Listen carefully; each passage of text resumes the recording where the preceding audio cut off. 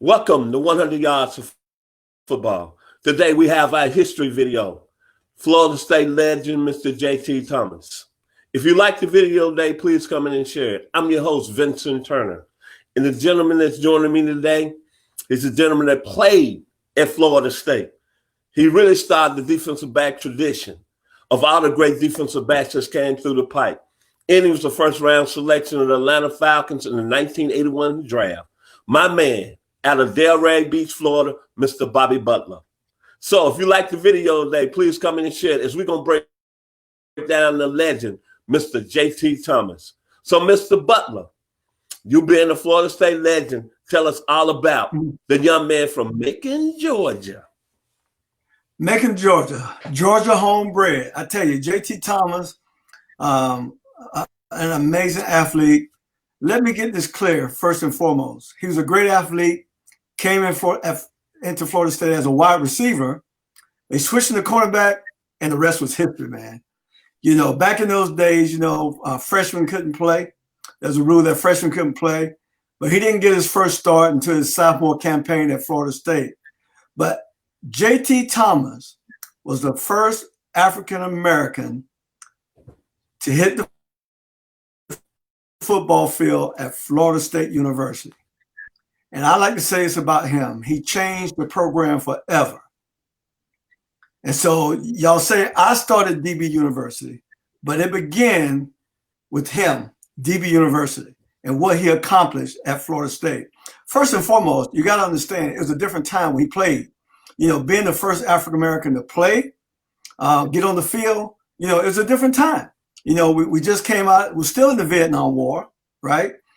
We had the hippie era, we had the sexual revolution in this country. It was a different time. And I would just like to thank him right now. I'll take this time to just thank JT for standing up and going through, because he could have easily played ball at Grambling or FAMU with the great Jake Gaither over at FAMU and had a great career and had all his dreams come through there. But he chose to go to Florida State, and I thank him for that. So let's talk about his career. He started out, like I said, as a freshman, he was one of the green turds. And that meant guys who couldn't play, all they can do was practice and scrimmage. And that's what they called them at Florida State. They were the green turds. They didn't wear a white jersey. They didn't wear a gunnet jersey in practice. They wore green jerseys, which meant they couldn't play, right? And so he lit it up. Matter of fact, the legend Gary Huff threw to him as a true freshman, on the scout team, just wreaking havoc on Florida State's defense, right? And so they came in with those guys. And so when he came in as a sophomore, he had his first start. He started against Louisville. And here's the great story, Vincent. The fact that Louisville was coached by the legend, Florida State legend, Lee Corso. And they came to Tallahassee and they played, and Florida State was winning the game 9-7, and here Louisville's driving at the end of the game to win the game. And they line up with seconds left in the game to kick the game-winning field goal. And as they line up, the ball snapped, JT went around the corner, laid it out, and blocked the kick. And everybody in the stands went crazy, went wild, right? And then next thing you know, you look around, there's a flag on the field.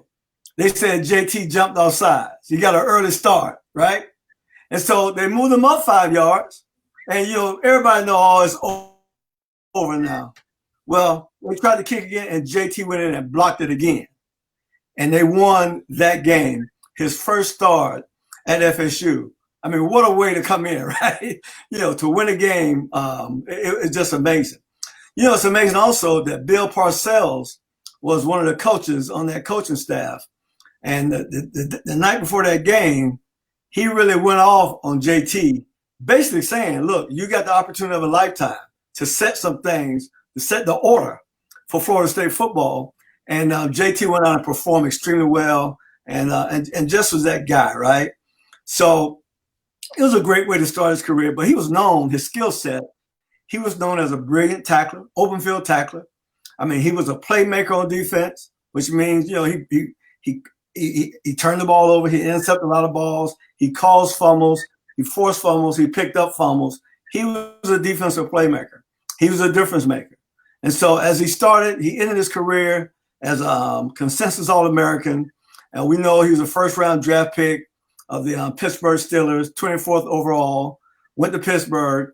And it's amazing, right? So he got to Pittsburgh, and there's a corner from Vandalia, Georgia, who changed the game himself, a guy by the name of Mel Blount. His homeboy was already there waiting on him.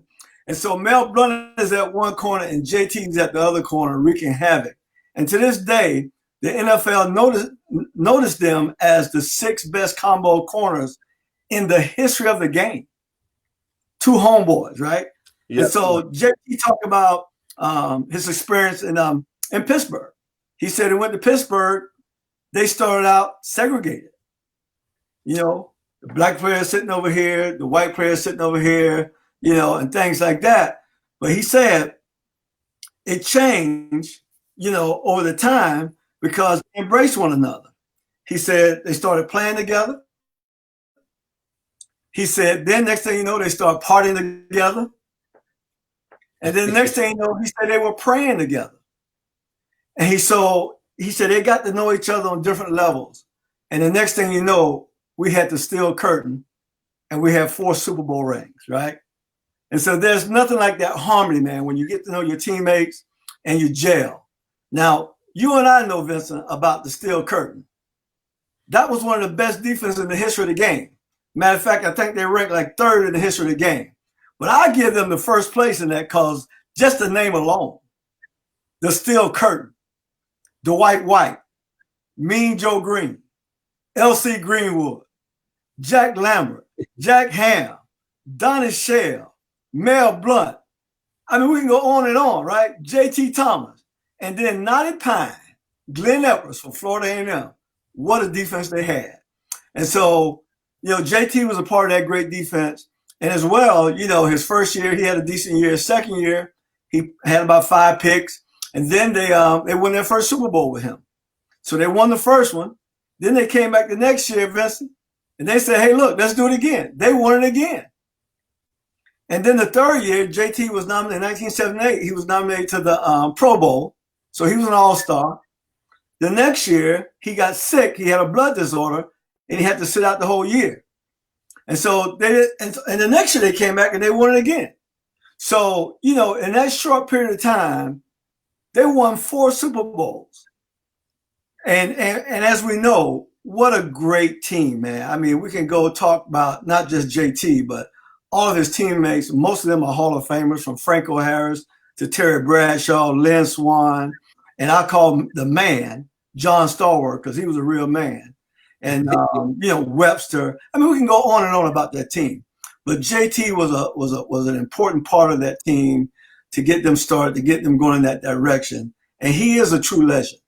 But I'll tell you one thing, as great of a football player as he was, every teammate that I've talked to about JT, they all had this to say about him. He was a greater human being than he was a football player. And so when your teammates say that about you, it speaks volumes to me. Not only did you do it and you were a legend on the football field, but you are a legend in life. And so I tip my hat off to the beginning founder of DB University, Mr. J.T. Thomas. Well said, Mr. Butler, Florida State alum and Florida State great. The thing about J.T. Thomas, in my personal opinion, remember, I'm just a fan now. Mm-hmm. And today I'm a big Florida State fan since you've been with me over the last 8 months. So, hey, I'm starting to bleed. That maroon, let me get it, that maroon and gold, correct? Garnet and gold. Get it Garnet right. And gold. One thing I remember about Mr. Thomas, he came out of Macon, Georgia. Tremendous area for athletes here in Macon, Georgia, where you think about the athletes that came out of Norm Nixon, Terry Fair, mm-hmm. Jeff Malone. We're talking about high-scale athletes, the young man that played at the University of Georgia, Tony Gilbert. So that's mm-hmm. one thing that sticks out in my mind about Mr. Thomas. Then Florida State. He became an All-American in 1972. Made the same All-American team with Brad Van Pelt. They played at Michigan State. Conrad Graham, who's at the University of Tennessee. And Burgess Owens, another Florida guy out of the University of Miami. So he was already setting his tone as being an outstanding football player. But like you said, Brother Butler, when he got to Pittsburgh, It was something special about the steel curtain. And me being a Dallas Cowboys fan at the time, I have to say the memories of Mr. J.T. Thomas, I remember, was in them Super Bowls with him and Mel Blount, physical up against Drew Pearson, physical up against Golden Richards, and beat them up at the line of scrimmage. Right. Real physical football team. But what sticks out to me more about Mr. Thomas, it's not when Pittsburgh won those two first Super Bowls in 74, 75. Come back to the 76 season where they were 1-4. And it was the defense that had carried them because remember, Terry Bradshaw had got hurt and they started a rookie quarterback named Mike Kuzak, who went to Central Florida, matter of fact. And that defense, to me, the greatest of all time for one season now, they pitched 5 shutouts. That's right. What NFL defense have we heard over years and pitched 5 shutouts? And you played the game at the highest level, Brother Butler. That's tough.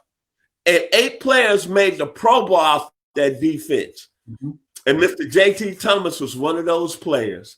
And I'm going to end it with this. You know, you judge great players by how they end their career, such as yourself, Brother Butler, very successful. But look what Mr. J.T. Thomas did after his career. He opened a very successful restaurant business in the Pittsburgh area. It's one of the most successful businessmen going on right now in the history of the NFL. So my words off and my hats off to the young man from Macon, Georgia, who really set the tone, not only at Florida State for DBU, but the history of the Pittsburgh Steelers being the steel curtain and being one of the greatest football teams ever. Final word, Mr. Butler, about your mentor. Can I say that? Yes, May I say that, sir? Yes, okay, absolutely. Mr. J.T. Turner, take us home. Well, you know, he set the tone. I mean, he set the tone for everything. You know, I never knew him at that time. Matter of fact, I played against him my rookie year. I had the chance to, I never forget, running him down after the game just to shake his hand, right? And so not even knowing the guy, not even know anything about what he did on the field, but my career mirrored his almost identical. I mean, we were both drafted right about the same time in the first round. You know, even though I was a quarterback in high school, he was a great wide receiver. I mean, we both put up offensive numbers in high school. But the thing that got me, when we both went to college, nobody gave us the opportunity to put the ball in our hands, not even returning kicks, right? And so, but we ended up both blocking kicks in college. And so, you know, he was a roadmap for me. I went in there the same way, man. When I left there, I had all the records blocking kicks in Florida State, right? And so, kudos to him, man. I love this guy. He's a fine man. You know, we honor him at Florida State for the stand he make in the time that he came about and for going through and playing at Florida State. Because like I said, he could have went other places to play. And so and he's from Georgia. He wanted to go to Georgia, by the way, Vincent. He wanted to go to Georgia. But don't stop now, Brother Butler. Don't stop. Okay. It wasn't the time for Georgia to allow that to happen. Okay. Because you know we got a lot of dog fans. That's right. That follow us here on 100 Yards of Football. And you know they very touchy about their program. You already know that, Brother Butler. But thank you. If you like the video today, please come in and share it. We broke down J.T. Thomas, a great Florida State legend. I'm your host, Vincent Turner. Joining me today is the great young man from Florida State by way of the Atlanta Falcons, Mr. Bobby Butler. Enjoy the day. One more time, if you like the video, please come in and share it. We are 100 Yards of Football.